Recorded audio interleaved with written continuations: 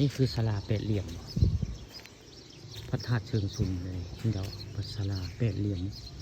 อยู่วัดพระธาตุเชิงชุมสกลนครศาลาเก่าได้เป็ดเหลี่ยมเลยศาลาไม้แต่เป็ดเหลี่ยมเลยผู้ขานับเรียกเป็ดเหลี่ยมเลยศาลาในวัดพระธาตุเชิงชุมจากผู้ข่าวพาบึงศาลาเป็ดเหลี่ยมบริเวณพระธาตุเชิงชุมมองใต้ศาลาเป็นน้ำเลยมีน้ำในใต้ศาลาเลยศาลาเป็ดเหลี่ยมเลยถ้าเป็นผู้อยู่ดอกตะว่าเป็นศาลาเป็ดเหลี่ยมนกเมาเลยนกก็มีได้ทั้งเทิงนกกังเกอยู่ในบริเวณศาลาเป็ดเหลี่ยม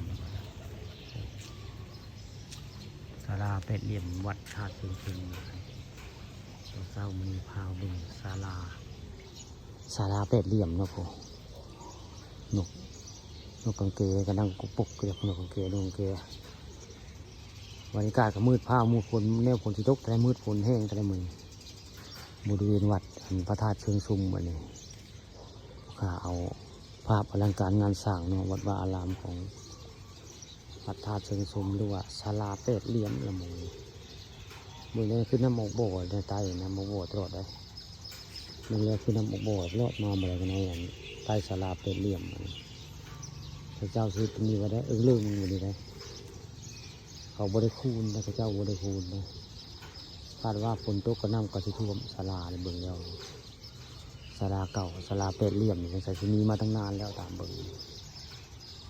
ศาลาเป็ดเหลี่ยมบริเวณวัดพระธาตุเชิงชุมมันตอนเช้ามันพาเบื้องศาลาเป็ดเหลี่ยมนะโอ้นกกังเกกับความหลายกังเกหลายเลยนี่แหละศาลาเป็ดเหลี่ยมวัดพระธาตุเชิงชุมเลยนี่เป็ดเหลี่ยมในศาลาเหลืองงามเลยมีทางเข้าทางเดียวได้เบิ่งแล้วทางย่างเขามีทางเดียวได้เบิ่งแล้ว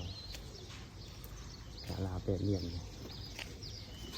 นกกังเกความหลาย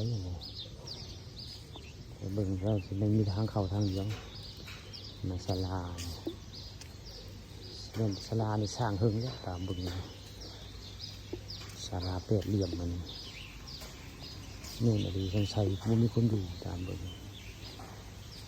นี่แหละศาลาเป็ดเหลี่ยมวัดพระธาตุเชิงชุมแหละขักงามแท้ศาลาเป็ดเหลี่ยมนี่บริเวณนั้นวัดพระธาตุเชิงชุมมีน้ำแล้วก็บุดเนื้อใต้น้ำใต้ศาลาน้ำโมกโบเลยกินน้ำโมกโบเลยนี่แหละศาลาเป็ดเหลี่ยมคือวัดธาตุเชิงชุมแหละนี่ผู้ข่าเอามาให้บึงเรื่องจริงผ่านจอเนาะศาลาเป็ดเหลี่ยม